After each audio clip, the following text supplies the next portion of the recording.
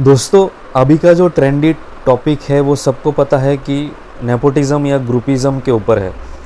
आज का ये वीडियो में मैं आपको डिस्कस करके बताने वाला हूँ कि जो नेपोटिज़म या ग्रुपिज़म है वो एक्चुअल में क्या क्या प्रॉब्लम क्रिएट करते हैं और इसकी वजह से कौन कितना प्रॉब्लम फेस करता है और इसका सोल्यूशन हम सब मिल के ढूँढेंगे।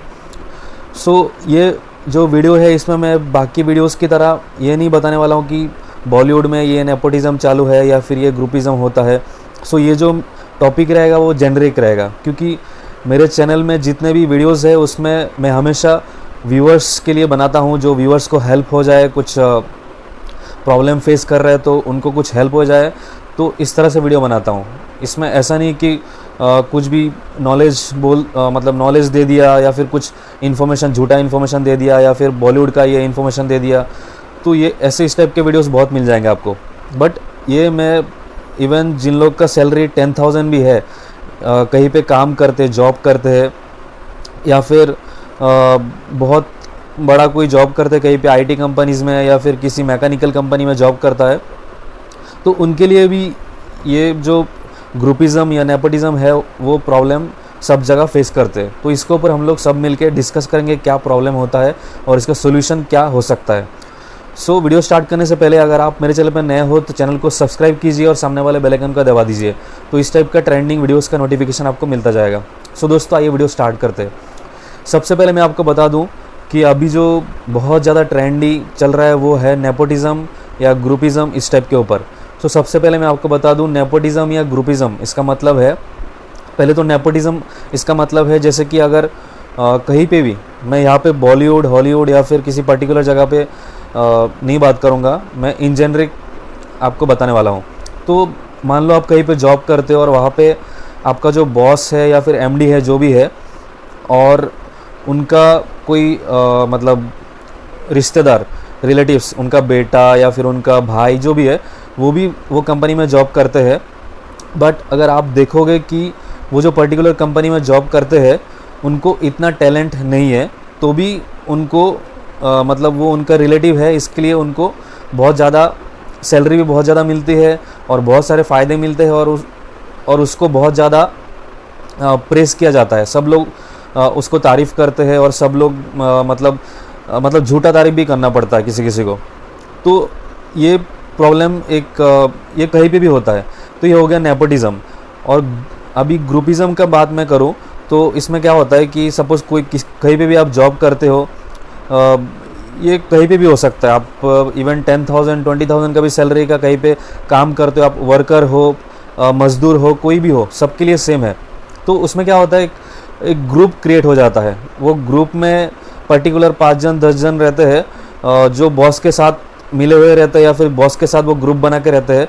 तो उन लोग जनरली बॉस का बहुत फेवरेट रहते हैं।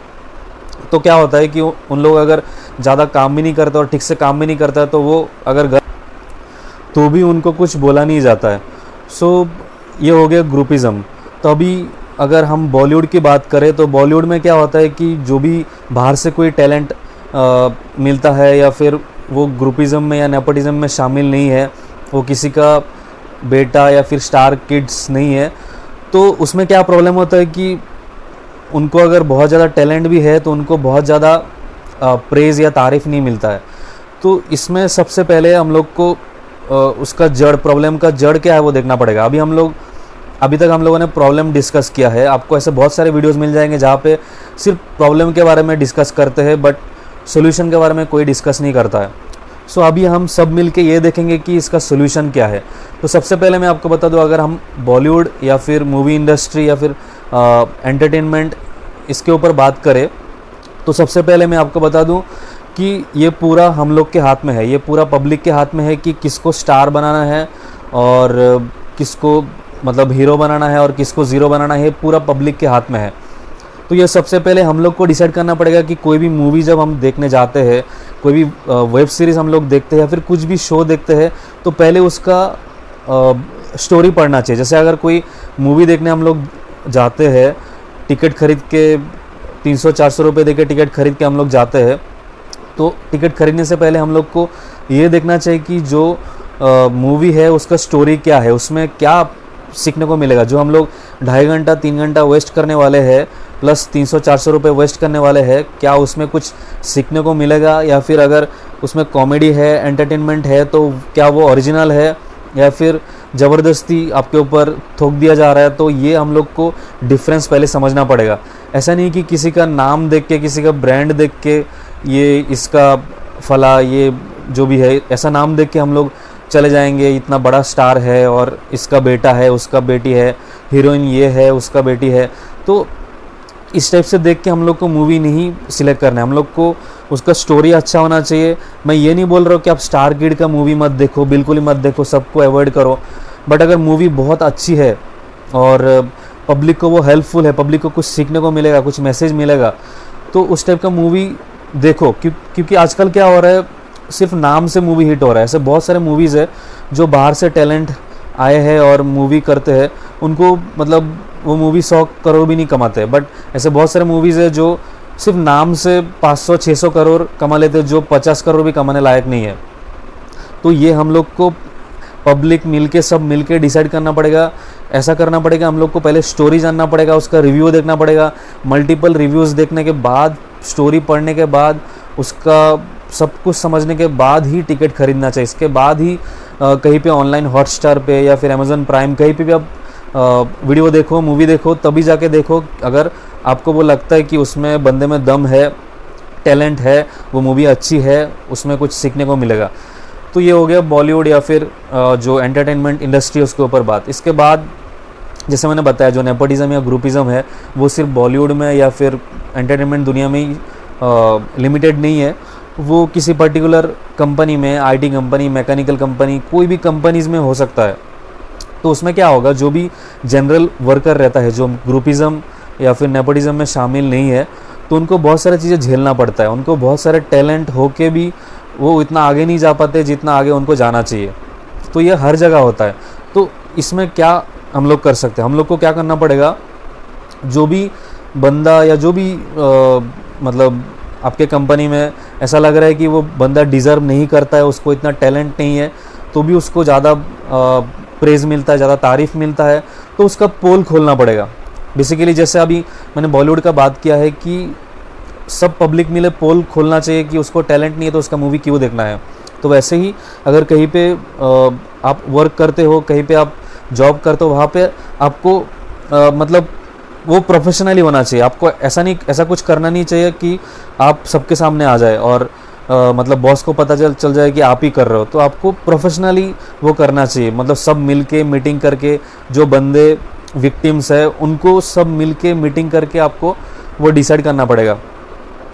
ये डिसाइड करना पड़ेगा कि आपको अभी क्या क्या करना चाहिए, जो करने से ये जो भी बंदा नेपोटिज्म या फिर ग्रुपिज्म का फ़ायदा उठा रहा है, उसको कैसे उसका औकात दिखा दे, या फिर उसका अगर टैलेंट कम है तो उसको जितना टैलेंट है उतना ही उसको वैल्यू मिले। अगर उसको 10% टैलेंट है, उसको 10% वैल्यू ही मिलना चाहिए, उसको 10.1% वैल्यू भी नहीं मिलना चाहिए। और जो बंदा ग्रुपिज्म या नेपोटिज्म में शामिल नहीं है बट वो बंदा 80% डिज़र्व करता है, तो उसको 80% ही मिलना चाहिए सब जगह। अब ये 80% मतलब कुछ भी हो जाए, मतलब सैलरी हो, कुछ भी चीज़ें हो, एप्रिसिएशन हो, सब जगह पे उसको इतना ही मिलना चाहिए। तो ये मतलब कोई बॉस या फिर कोई बॉलीवुड इंडस्ट्री कोई नहीं कर सकता। ये हम लोग को खुद को एज ए पर्सन हम लोग को डिसाइड करना पड़ेगा कि हमको क्या करना है। अगर हम इस ग्रुपिज्म या नेपोटिज्म का शिकार है, कहीं पे भी हम इवन 5-6 हज़ार का भी जॉब करते हैं, उधर भी हमको इस टाइप का प्रॉब्लम होता है, तो हम इस टाइप से उसको सॉल्व कर सकते हैं। हमको धीरे धीरे समझना पड़ेगा उसमें हम लोग को क्या करना चाहिए और किसके साथ एक साथ मिलके ग्रुप बना के, जैसे अगर उनका ग्रुपिज्म है, उनका ग्रुप है, उनका नेपोटिज्म का ग्रुप है, तो हम लोग का भी एक ग्रुप बनाएंगे जो सीक्रेटली काम करेगा। जो नेपोटिज्म वाले बंदे हैं, जो ग्रुपिज्म वाले बंदे हैं, जो डिज़र्व नहीं करते, मैं ये बात बार बार बोल रहा हूँ, जो डिज़र्व नहीं करते, अगर वो डिज़र्व करते हैं तो वो नेपोटिज्म ग्रुपिज्म नहीं कहलाते। वो डिज़र्व करते, उनको टैलेंट है, तो वो ऑब्वियसली उनको आगे जाना ही चाहिए। बट जिनको टैलेंट नहीं है, डिज़र्व नहीं करते, उनका पोल खोलना ही चाहिए। तभी जाके जो भी बंदे दूसरे शहर से आते, छोटे शहर से आते, या फिर जो ग्रुपिज्म में शामिल नहीं है, वो आगे बढ़ सकते हैं। सो आज का ये वीडियो में मैं इतना ही बोलना चाहता हूँ। अगर वीडियो अच्छा लगा तो इसको लाइक कीजिए, इसको ज़्यादा से ज़्यादा शेयर कीजिए। मैं आपको रिक्वेस्ट करता हूँ, आप इसको आपके दोस्त के साथ, सबके साथ इतना फैला दीजिए, इतना शेयर कीजिए कि सबको समझ में आए। जो भी प्रॉब्लम, जो भी जहाँ पे भी जो भी प्रॉब्लम फेस कर रहा है वो उसको डट के फेस कर पाए और कुछ प्रॉब्लम क्रिएट ना हो। सो अगर आप मेरे चैनल पर नए हो तो चैनल को सब्सक्राइब कर लीजिए और सामने वाले बेल आइकन को दबा दीजिए, तो इस टाइप का ट्रेंडी वीडियोस का नोटिफिकेशन आपको मिलता जाएगा। सो आज की वीडियो में इतना ही। अगर वीडियो अच्छा लगा तो इसको लाइक कीजिए, शेयर कीजिए, चैनल को सब्सक्राइब कीजिए। सो आज की वीडियो में इतना ही। जय हिंद, वंदे मातरम।